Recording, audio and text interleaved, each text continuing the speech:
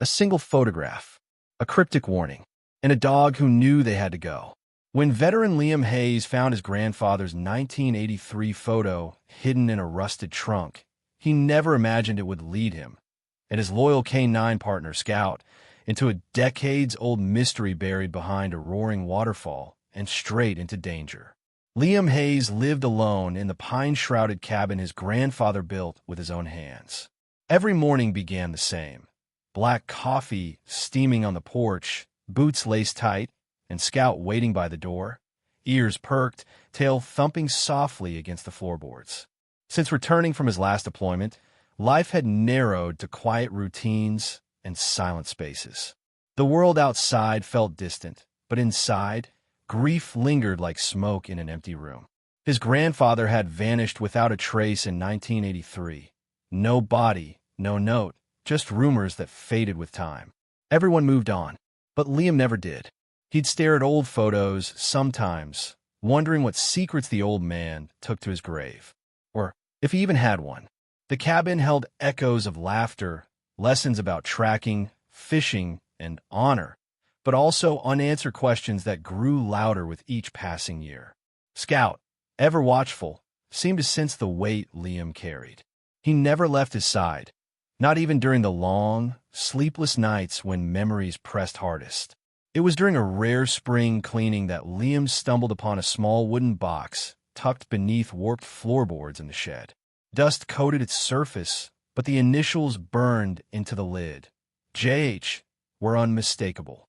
His hands trembled as he lifted the lid. Inside lay a single photograph, yellowed at the edges, dated June 12, 1983. There stood his grandfather, younger than Liam remembered, standing proudly beside a thundering waterfall deep in the Blackridge forest. But it wasn't the scenery that made Liam's breath catch. It was the strange wooden crate half buried in the earth behind him. On the back, in shaky, urgent script, asterisk, if anything happens to me, follow the waterfall. Asterisk, the ink was smudged, as if written in haste or fear. Liam's chest tightened. His grandfather disappeared that very summer. No search party found him. No obituary was ever printed. Just silence. Scout whined low in his throat, then turned toward the cabin door, eyes locked on the distant tree lean, as if he already knew the path. That look, the one that said, "We have to go," sealed Liam's decision. It wasn't curiosity driving him. It was duty, and maybe, just maybe, the chance to finally say goodbye. By dawn the next day, they were on the trail. Backpack snug on his shoulders, the photograph tucked safely in his jacket pocket, Liam followed Scout through mislaced pines and over moss-slick stones. The forest felt different this time, not peaceful but watchful. Memories surfaced with every step, his grandfather teaching him to track deer, pointing out constellations, whispering stories about the land's hidden places. "The woods remember everything," he used to say. As they neared the falls, the air grew thick with spray and sound. But something was off. Fresh footprints cut through the mud. A snapped branch hung low, and there, glinting near the water's edge, a sliver of rusted metal. Scout stopped dead, ears rigid, a low growl rumbling in his chest. He wasn't just alert. He was ready. Liam crouched, scanning the ground. These weren't animal tracks. They were human, recent. Someone had been here after all these years, and they hadn't come to admire the view. Scout began digging furiously near the base of the falls, claws tearing through wet earth and moss. Liam dropped to his knees beside him, fingers brushing something cold and solid. Together, they unearthed a small military-issue metal box, its surface corroded but still bearing the initials JH. With careful hands, Liam pried it open. Inside, wrapped in oil-stained cloth, lay a folded map marked with red X's, a vintage compass, and a bundle of notes tied with twine. One page stood out. Asterisk, they're watching. Don't trust anyone. If I don't return, the truth is in the cave behind the water. Asterisk, the handwriting was rushed, desperate. Nothing like the steady script Liam remembered from birthday cards. He looked up at the roaring curtain of water, heart hammering. Behind that mist wasn't just rock, it was an entrance. and someone had gone to great lengths to keep it hidden. Scout stepped forward, nose to the ground, tail stiff as a spear. Without hesitation, Liam followed, boots slipping on slick stone, the roar of the falls swallowing every other sound. Pushing through the icy cascade soaked them instantly, but on the other side lay a narrow ledge leading into darkness. Liam flicked on his flashlight. The beam cut through the gloom, revealing tire tracks, muddy boot prints, and coiled ropes. Then, in the far corner, another crate, identical to the one in the photograph. Liam pried it open. Inside were dozens of sealed envelopes, each stamped with faded government seals and the word classified. Dates ranged from 1981 to 1983. His grandfather hadn't stumbled onto petty crime. He'd uncovered a smuggling ring moving weapons, cash, and worse through these very woods. And he'd paid for it with his life. One envelope contained a list of names, some still in power.